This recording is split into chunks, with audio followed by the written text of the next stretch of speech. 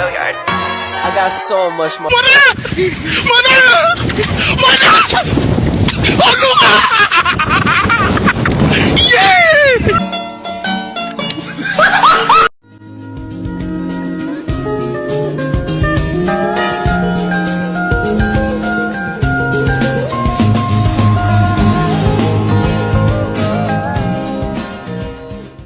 Pose with the fans. Pose with the pose with the pose with the fans.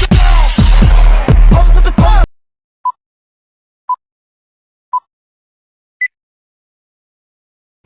Halo guys, perkenalkan nama saya Apri Florita Angelina. Saya Eva Diana. Di podcast ini kami akan membahas tentang bullying. Kalian tahukah apa itu bullying? A few moments later. Baik, saya akan menanyakan beberapa pertanyaan untuk Eva tentang bullying. Nah, menurutmu bullying itu seperti apa sih?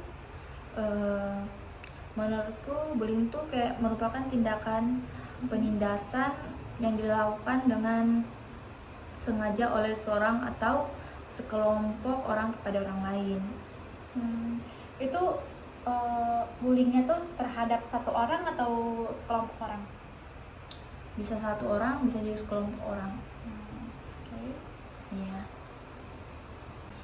Nah, pertanyaan kedua, menurutmu bahayakah perilaku bullying? Menurutku iya, karena memicu masalah kesehatan mental seperti gangguan cemas, depresi. Iya. Kan itu bisa membekaskan juga di pikiran seseorang. Iya. Nah, karena kasus bullying itu kan, kamu tahu kah kayak cara mengatasi dampak bullying pada anak?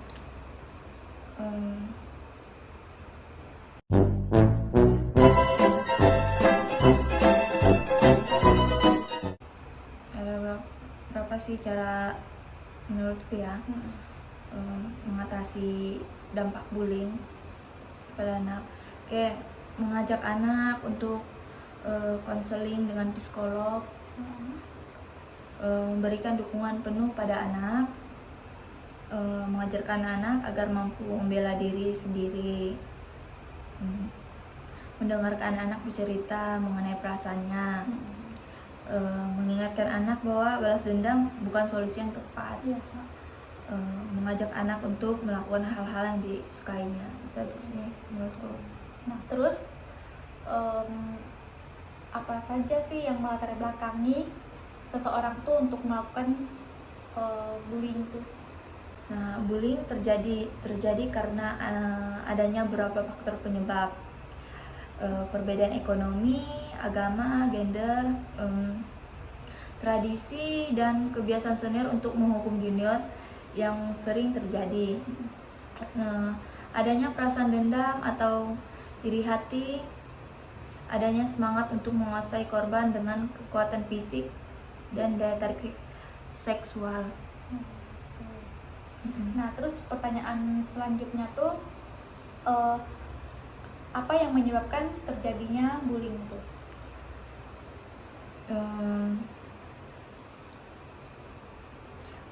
Penyebab bullying ya menurutku ya,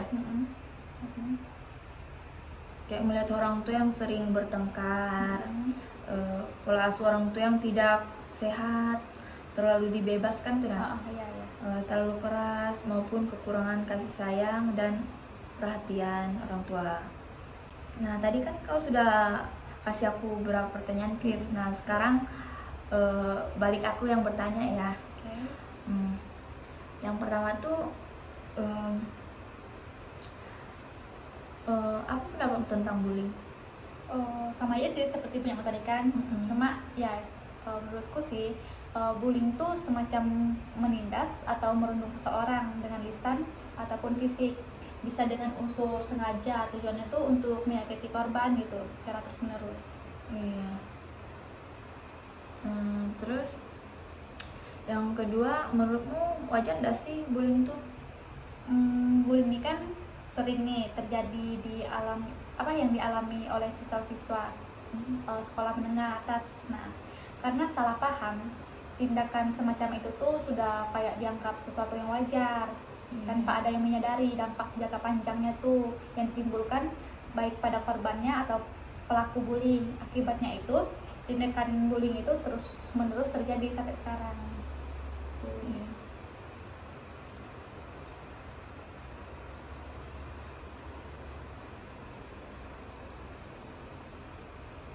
Menurutmu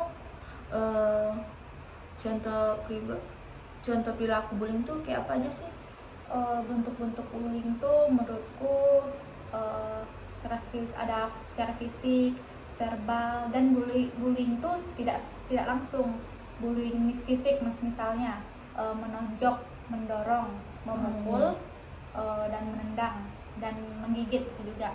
Bullying verbal antara lain menyoraki, kayak disahut, apa namanya tuh yang biasa anak-anak SMA tuh yang kalau orang lewat depan jalan di depan pasti gitu kan. Iya, Nah, iya. itu termasuk juga. Dan menyindir, mengolok-olok, menghina dan mengancam. Iya. Menurutmu Pip, mengapa bullying sering terjadi di kalangan anak remaja sekarang? Alasan dibalik kasus bullying cukup marak terjadi pada usia remaja, seperti biasanya seperti kekurangan kemampuan dalam mengontrol perilaku dan ketidakmampuan untuk mengelola emosi, hingga akhirnya memicu hasrat untuk balas dendam gitu, demi bisa menyesuaikan diri dengan lingkungannya. Gimana sih pendapat Nuklip tentang bullying yang berkedok bercanda? Menurutku ya, perilaku bullying itu kan kerap kali nih disepelekan pelakunya dengan dalih cuma bercanda gitu kan, kayak kalau kita ngapain sih kamu gitu, bercanda aja bah gitu kan. Iya. Atau menganggap hal tersebut tuh sebagai candaan untuk mencari jalan keluar dengan mudah dari penginterogasian. Nah, terus bullying tidak hanya sebatas kekerasan fisik saja, tapi juga bisa dilakukan secara verbal seperti menghina dan mencaci maki dan mengejek gitu. Terkadang perkataan yang kita anggap remeh dan menyinggung perasaan orang lain dan berdampak pada kesehatan mental orang tersebut. Nah, bahkan tak jarang juga korban bullying itu memilih untuk mengakhiri hidupnya kan. Kadang kita lihat juga tuh berita yang orang bunuh diri itu karena dibully di sekolah gitu kan. Sudah banyak Pada laman kena penindasan bullying itu.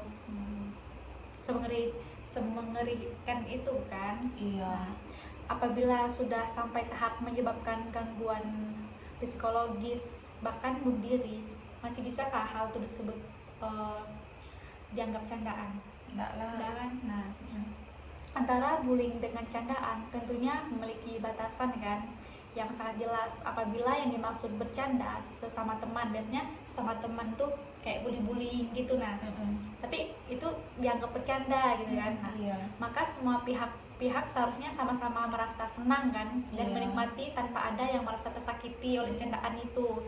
Nah, jika yang disebut candaan tersebut terdapat pihak-pihak yang merasa dirugikan baik secara emosional ataupun fisik, maka itu yang harus dipertanyakan, apakah sudah benar perilaku kita terhadap orang tersebut.